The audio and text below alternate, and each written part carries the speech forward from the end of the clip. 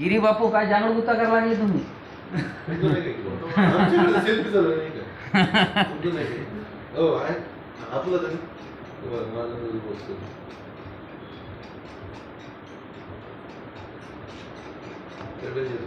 तुम्हाला पैसे लई उरा लागले वाटते. फोको फोको फोन घ्यायला लागले. गाड्यावाले पैसे चांगले उरा लागले का? गाडीवाले गाडी नसल्यापासून फोन आहेत आपल्याकडे.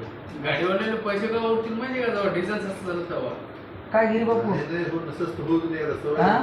मोदीच्या राजमध्ये लपालप चालू ना तुमचं. डिझेल आता स्वस्त होऊच नाही, सवय लागून जाईल ना. डिझेल स्वस्त झालं तर सवय लागून जाते गाड्यावर.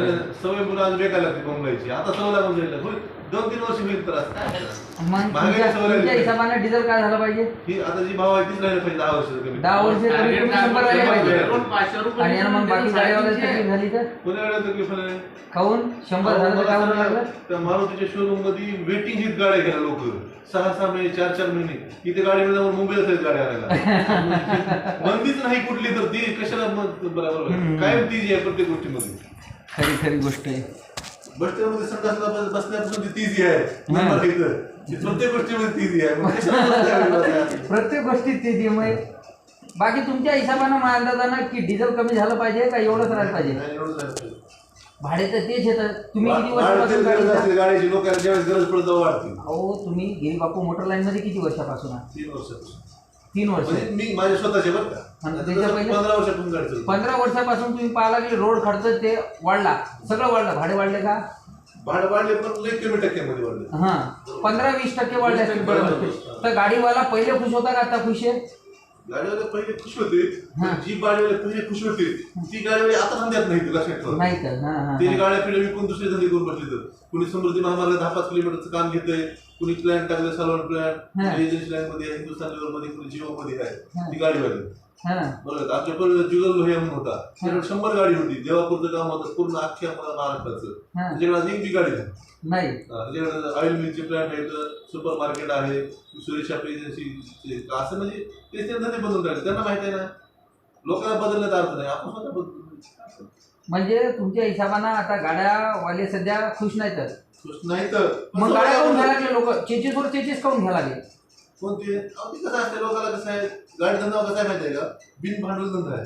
मी जर पानपट्टी टाकली नाही का त्या बँकेला माहिती 10,000 रुपये मला कर्ज देईल, ती कधी देणार नाही, 10 वर्ष देणार नाही. पण मी जर आता गाडी घ्यायला गेलो तर 40-50 लाख 60 लाख किती कर्ज मिळालं.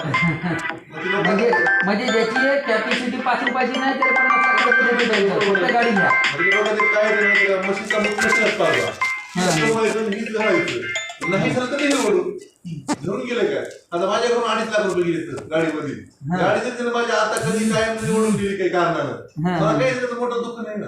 किती गेले तुमचे? फक्त 2.5 लाख रुपये गाडी घ्यायला.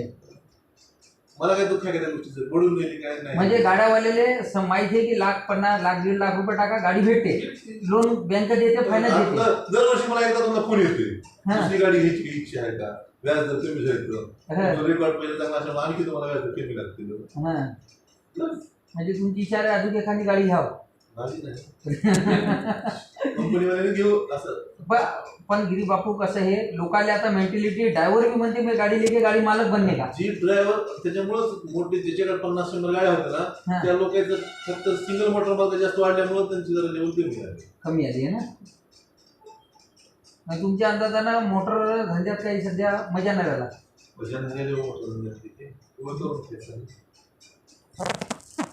दोस्तों गिरी बापू ने क्या बोला, मोटर लाइन में मजा नहीं है, फिर भी मोटर लाइन कर रहे भी. इनो बहुत माल छापे, कितना माल छापे ईटा में. लेवल करे इनो लेवल करे इनो कितना लेवल करे गिरी बापू. मोले नहीं आणि घरून गमवले भी नहीं, कमाई भी नहीं और गमाई भी नहीं, सिर्फ बाड़ी बनाई इन्होंने. टकाटक है. ठीक है.